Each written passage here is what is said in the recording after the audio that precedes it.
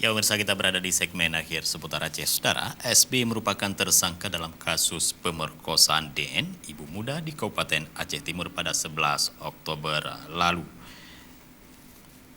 Dan berikut kita saksikan liputannya.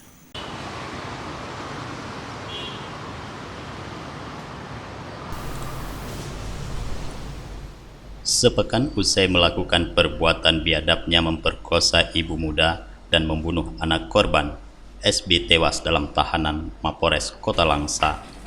Sebelumnya saat ditangkap, SB sempat dirawat di Rumah Sakit Umum Daerah Kota Langsa karena mengalami luka tembak di bahagian betis kaki kiri karena pelaku sempat melawan petugas dengan menggunakan senjata tajam jenis samurai.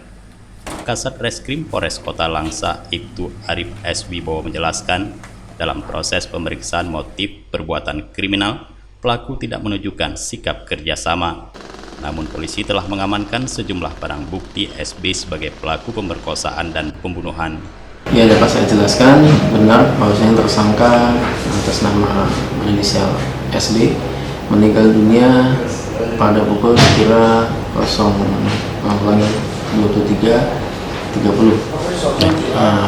Adapun tersangka meninggal dunia dari hasil pemeriksaan visum sementara belum bisa diberikan keterangan penyebabnya apa. Namun dapat saya jelaskan bahwasanya satu hari sebelum tersangka meninggal dunia, tersangka sudah mengeluhkan sesak nafas dan memang sudah oleh petugas kita dibawa ke rumah sakit umum untuk dilakukan pengecekan, di mana oleh dokter dilakukan beberapa tindakan medis berupa pengecekan suhu, pengambilan tekanan tensi atau tekanan darah, kemudian pengecekan kadar oksigen, yang mana hasil dari pengecekan tersebut semuanya normal, tidak ada yang di bawah normal. Kabar kematian Rangga, bocah yang tewas berusaha menyelamatkan ibunya dari pemerkosaan, viral di berbagai media sosial dan mengundang simpati dunia.